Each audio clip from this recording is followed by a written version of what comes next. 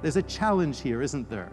That we don't place extra biblical burdens on other believers before we'll accept them, before we'll welcome them as one of our own. There's a challenge here to live out the gospel with complete consistency.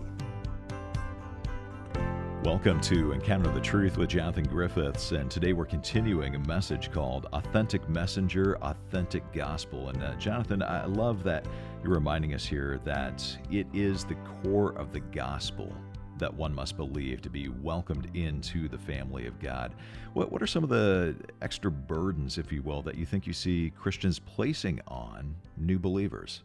Well, I think it's just so easy to come up with a list of rules and expectations of the kind of commitments we're going to have, the kind of, rules we might keep in our own Christian discipleship, some of the traditions maybe we have in our own church communities, and those can be add-ons to the gospel if we're not careful.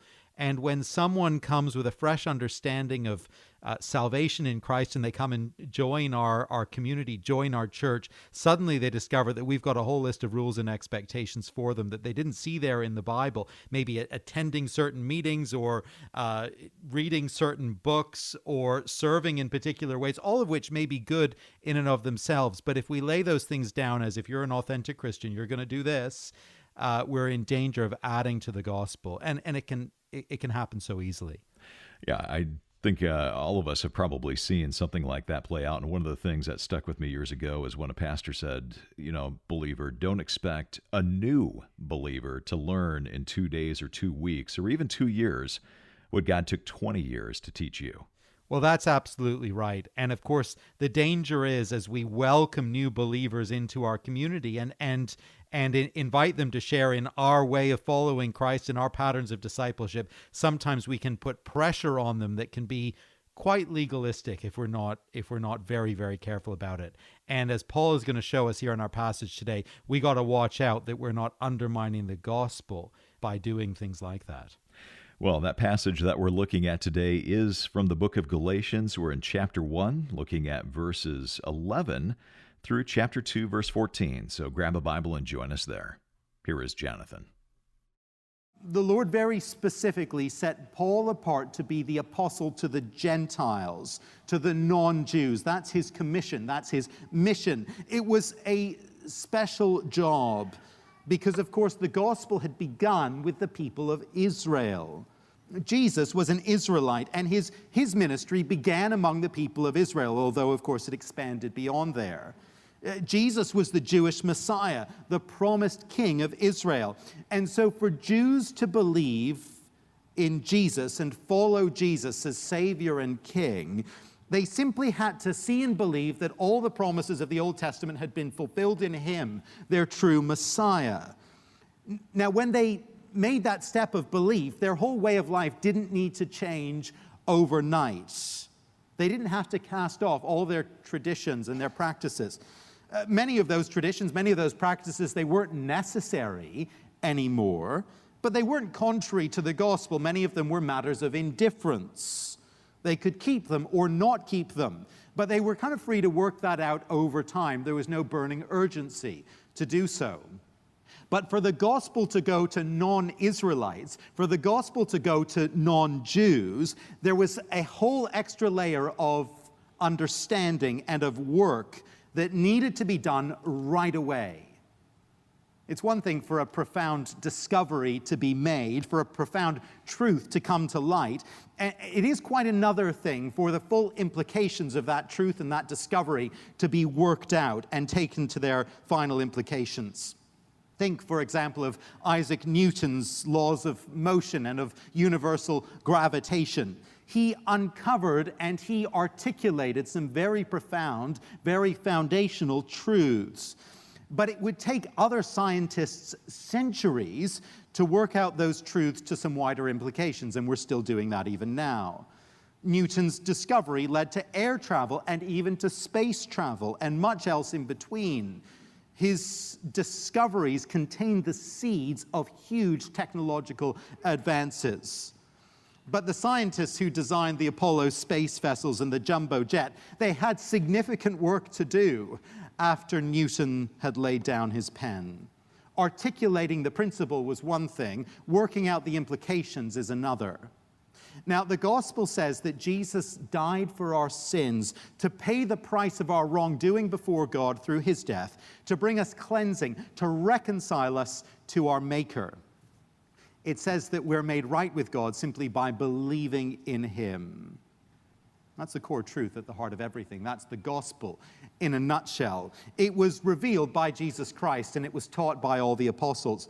But for that core truth to so permeate the heart and the mind of an Israelite so that they could actually believe that a Gentile could be reconciled to God, a pagan, an unclean outsider, suddenly made right with the God of Israel. Now, that takes a pretty profound shift in their thinking. For the implications of the core truth of the gospel to be worked out and to be applied rigorously and consistently, that's going to take some work. That's going to take some time. It would take a special person, actually, and it would take a special ministry. And here is where the Apostle Paul comes in. And what we learn here in Galatians tells us that the church in Jerusalem did really struggle to work through some of these issues. Just notice what happened when Paul did eventually make that second visit to Jerusalem. Chapter 2 and verse 3. Chapter 2 and verse 3, we're told that there was a misunderstanding there about Jewish customs. And there was pressure for a Gentile believer to submit to circumcision. Paul reports, verse 3, that not even Titus, who was with me, was compelled to be circumcised, even though he was a Greek.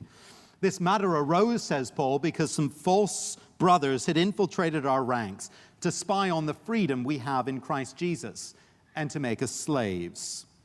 You see, this is a live issue at Jerusalem.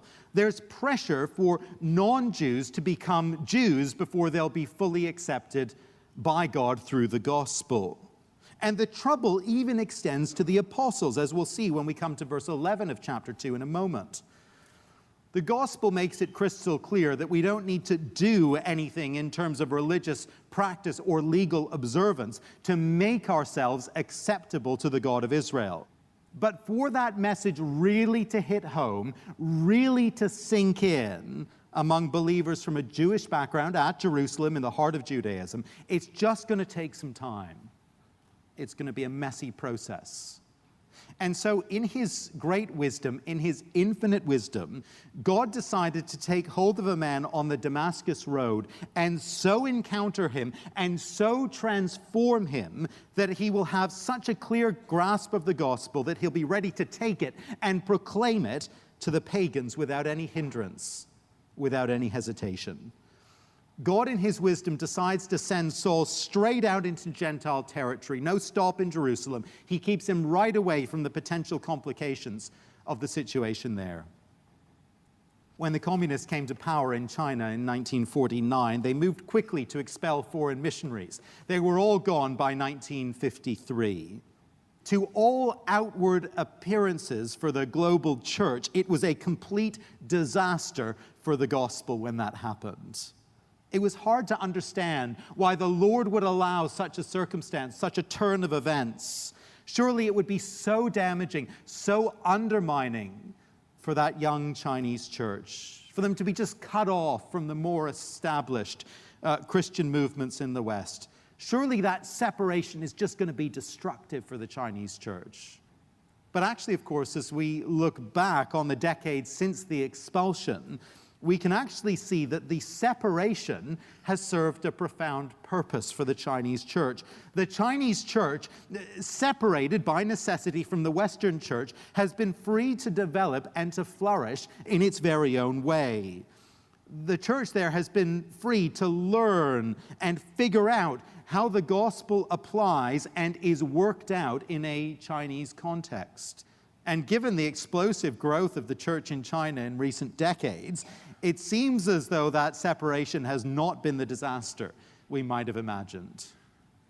If Paul, the transformed zealot, had gone straight back to Jerusalem after his conversion and spent time there honing his understanding among the other apostles, the danger is that his thinking would have become clouded, that he might have actually succumbed to pressure as the Apostle Peter did.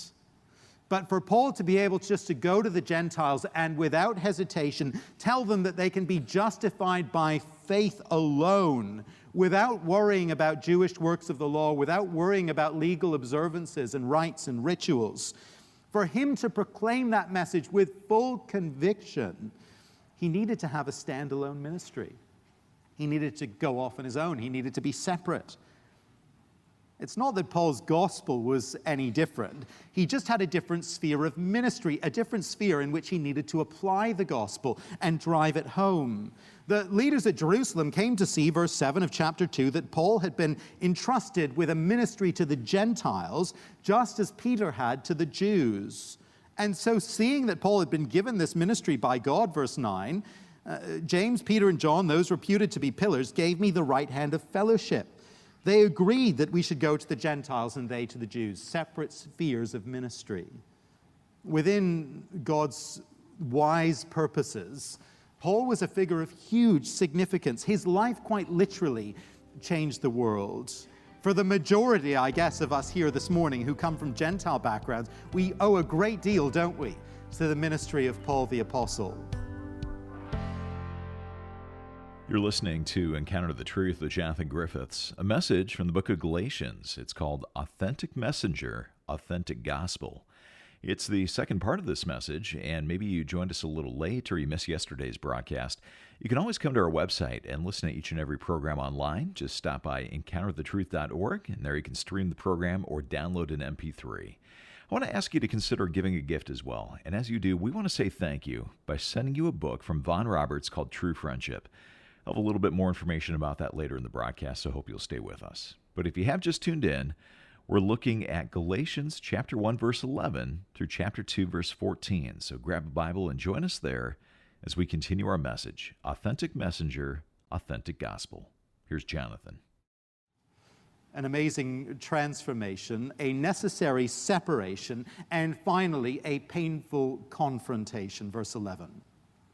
When Peter came to Antioch, I opposed him to his face because he was clearly in the wrong. Confrontation is never easy. It's rarely pleasant, but sometimes it is necessary. We can think of great movements in history that have been sparked by a necessary confrontation. One of the most famous came in 1955 when you remember Rosa Parks refused to give up her seat on that bus in Montgomery, Alabama to that white man who demanded it from her. A painful confrontation, a hard thing to do, but how necessary it was and what fruit has come from it. Here in verse 11, we're told about one of the more surprising events actually in early church history, an open confrontation between two of the great apostles, between Peter and Paul. What's the issue? What's sparked it? Well, Paul tells us in verse 13 that Peter used to be willing to eat with Gentiles. Peter knew that the gospel had set him free from those dietary and purity laws in Judaism, and that there was absolutely no bar to him sitting down and having a meal with a Gentile believer especially. In fact, doing so is more or less necessary. Sitting down for a meal is a great sign of fellowship, of togetherness. And refusing to sit down for a meal with someone is a great sign that there is separation between you. There's a bar, there's a hindrance of some kind, there is a barrier. And of course, the gospel has made all believers, Jew and Gentile, all believers in Jesus, one. That's the point that Paul is going to drive home later in that famous verse, chapter 3, verse 28. There's neither Jew nor Greek, slave nor free, male nor female, for you are all one in Christ Jesus. That's just a basic gospel fact, and Peter knew it well enough. But then some folk came along, folk from the circumcision group, who clearly didn't believe that the gospel broke down that barrier between Jew and Gentile. And rather than set them straight as he should have done, Peter became afraid of them. And he began to just draw back and separate himself from Gentile believers. It was pure hypocrisy, verse 13. Peter knew the gospel, and he believed that the gospel made believers one, but he decided to live out another message, to live out another belief. And he was just leading others astray as he did so. And so seeing what was going on, Paul had no hesitation in confronting him to his face. had no hesitation in calling Peter out. In one sense, it was a very unfortunate incident. It's sad that there needed to be a confrontation between two great church leaders, two great preachers of the gospel, two great apostles. It's sad that Peter was being a hypocrite. It must have been an uncomfortable thing for Paul to do.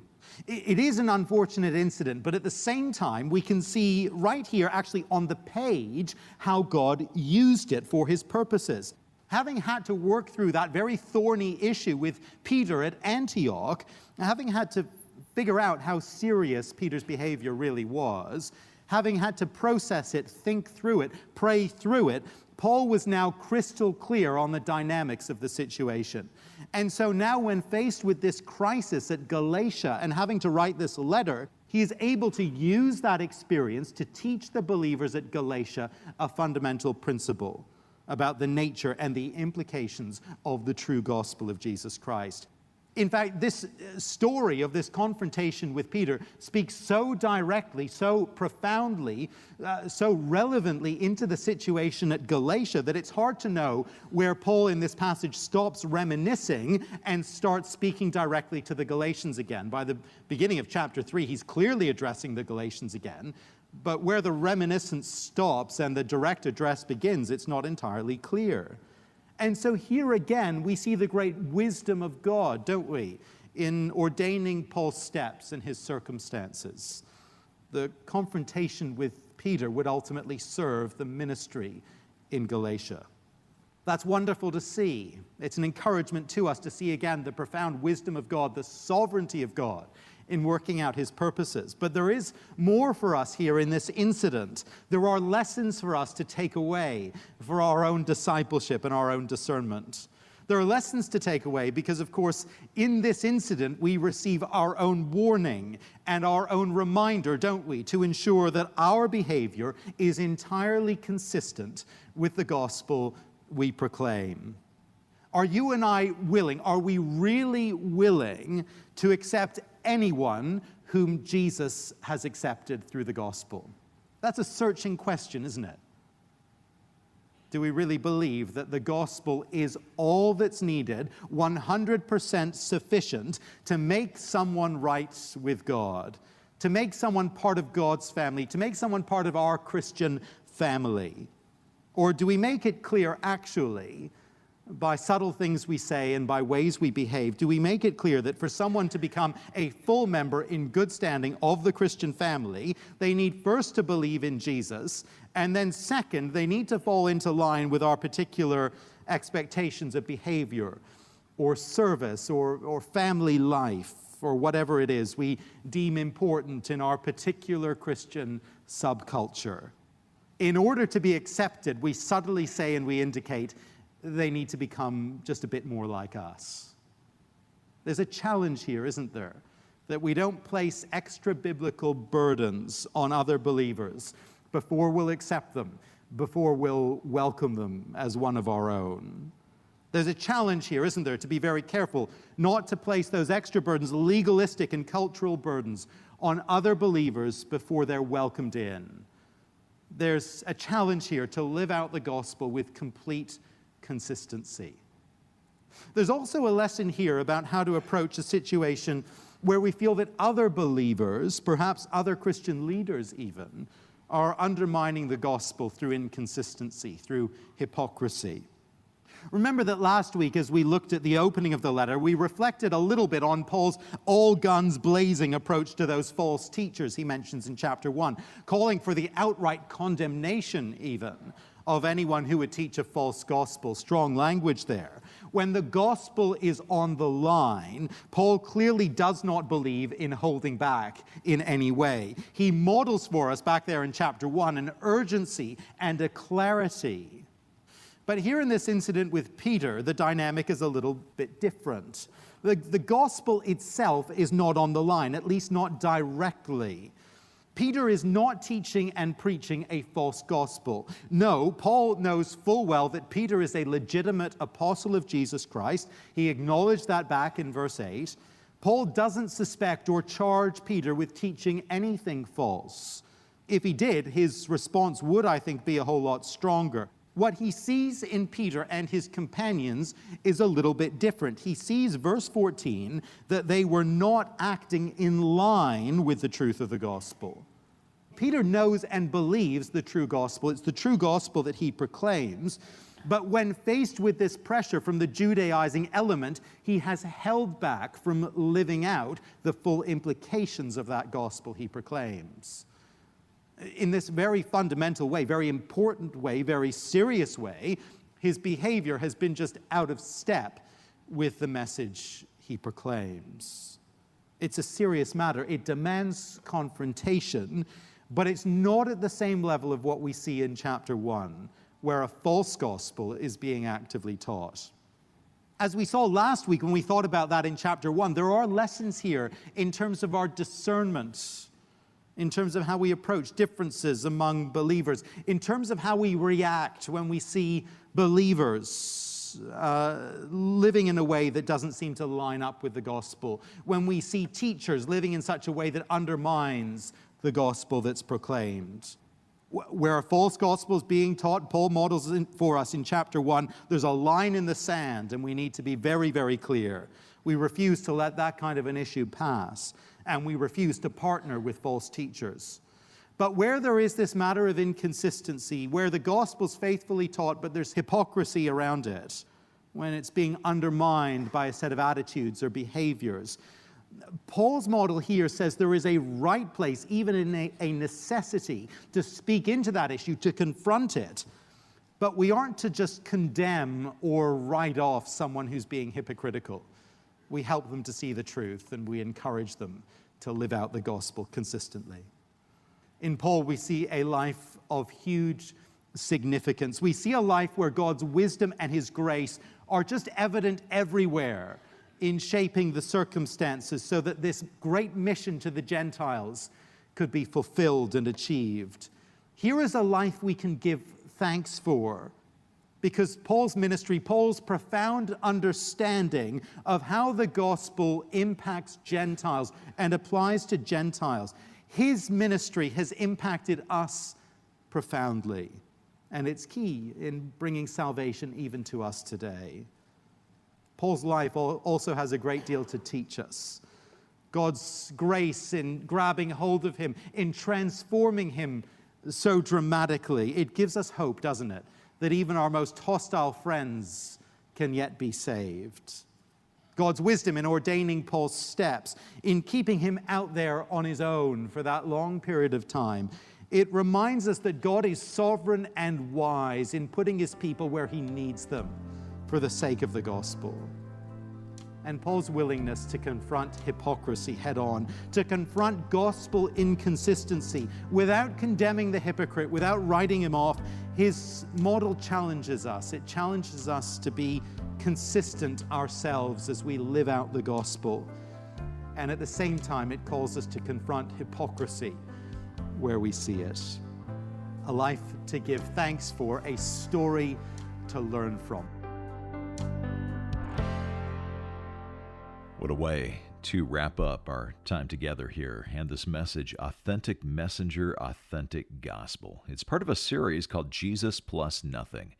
And if you missed any part of today's broadcast or previous broadcast in the series, you can always listen online. Just come to encounterthetruth.org. You know, we're able to bring you Jonathan's teaching each day because of your generosity. So thank you to those who are giving a gift of support and helping us keep this program on the station. If you've not given a gift before, or if you'd like to give again, we want to say thank you by sending you a book called True Friendship. It's written by Vaughn Roberts, and it's our thank you gift to you for giving a financial gift of support and keeping Encounter the Truth on this station.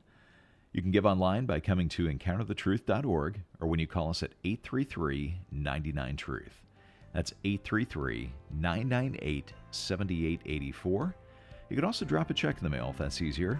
Our address is Encounter the Truth, 2176 Prince of Wales Drive, Ottawa, Ontario, K2E 0A1.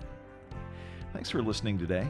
I do hope you make it a point to tune in next time as we continue our series, Jesus Plus Nothing, and continue our look at the book of Galatians. Thanks also to our producer, Mark Bretta. For Jonathan Griffiths, I'm Steve Hiller. I hope you'll join us again next time.